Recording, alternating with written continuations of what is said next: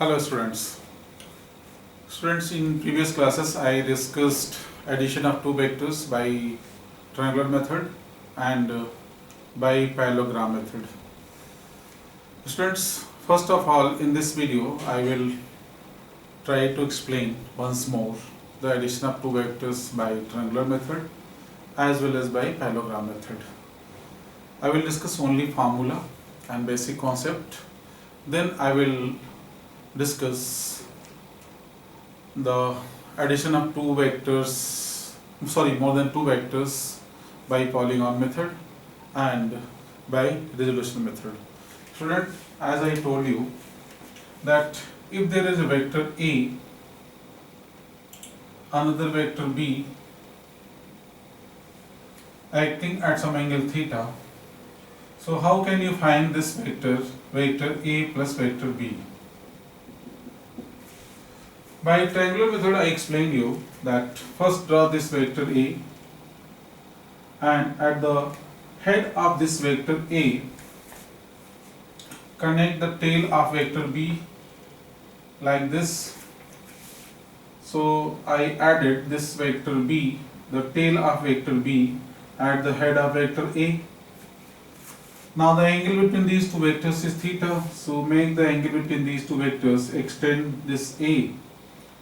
This is the angle between these two vectors. Now if we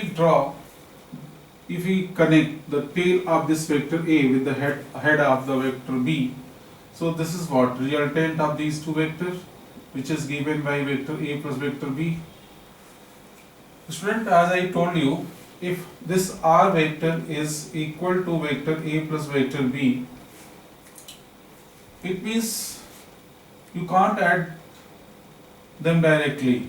This is what? This is a symbol that we have to add these two vectors by vector method. And I have derived formula for the resultant of these two vectors given by this relation R equal to under root A square plus B square plus 2AB cos theta. Students, in live classes I derived this formula, which is R equal to under root A square plus B square plus 2AB cos theta. This is the formula for resultant of magnitude of these two vectors A and B. So by this formula we can calculate magnitude of resultant vector. Now to find the direction of this resultant vector, we will express this angle by alpha, and if we calculate this angle, then this angle we give the direction of resultant vector.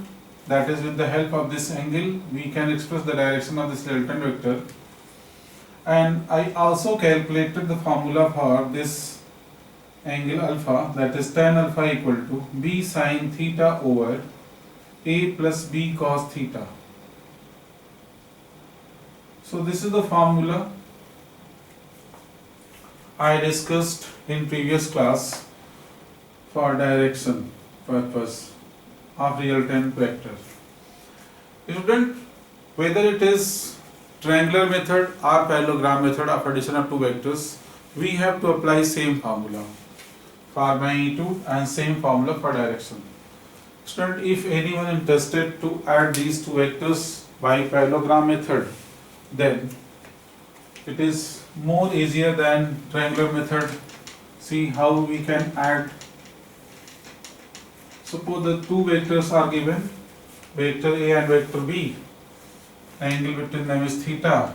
Again we are going to find sum of these two vectors A plus B, vector A plus vector B by parallelogram method. Student, I told you to find the resultant of these two vectors by parallelogram method, we have to draw a line parallel to vector A which is passing through the head of vector B. We will again draw a line parallel to vector B passing through the head of vector A. Now this is the resultant R, which is equal to vector A plus vector B. Now this is the resultant R, which is equal to vector A plus vector B. So if there is vector R which is equal to vector A plus vector B, Again we can write the same formula for resultant r equal to under root a square plus b square plus 2ab cos theta, and for direction you can write tan alpha equal to b sin theta by a plus b cos theta. So this is what angle alpha to represent direction. So student, in this way we can find resultant of two vectors by triangular method or by parallelogram method. Now student, in continuation of this chapter, now I am going to discuss addition of more than two vectors. And to add more than two vectors, the first method is polygon method for addition of more than two vectors. So student, you can write this heading now. Polygon method for addition of more than two vectors.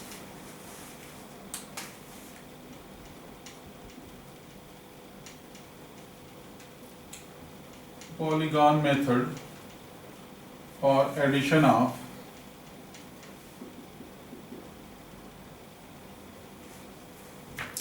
more than two vectors.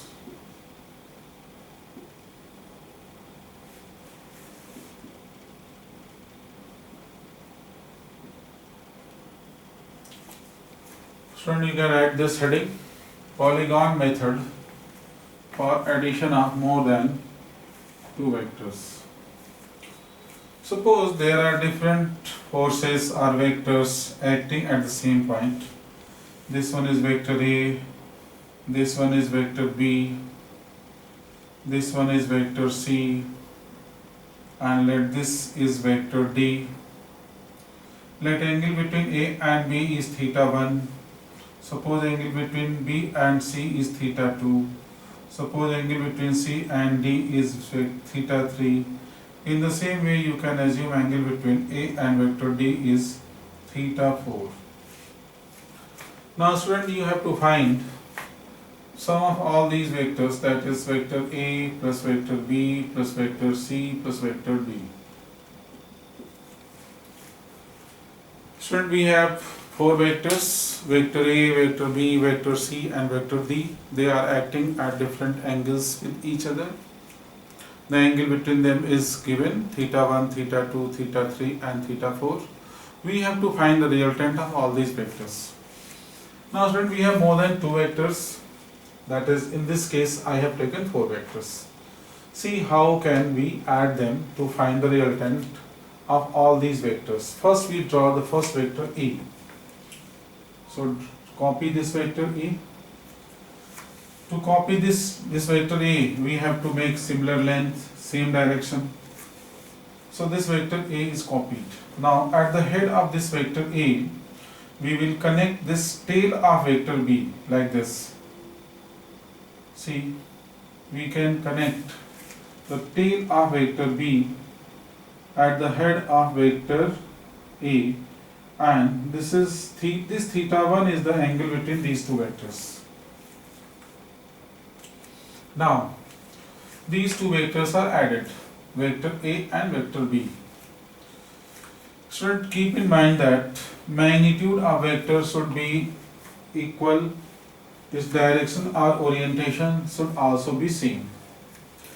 Now to connect this vector C with vector B, we will shift the C at the head of vector B like this.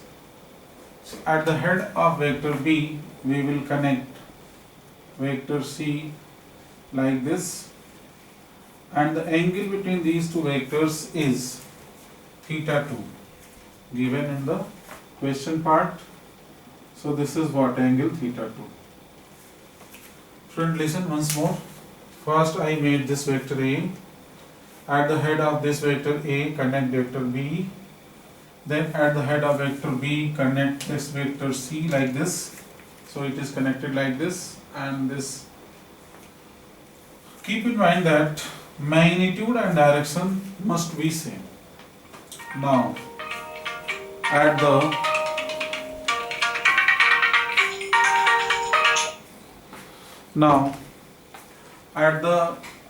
head of vector C, we have to connect this vector D. So we will connect like this. At the head of vector C, we will connect the tail of vector D. So it will be like this one. This is what vector D, which is connected at the head of vector C. And the angle between these two vectors is theta 3. Angle between these two vectors is theta 3.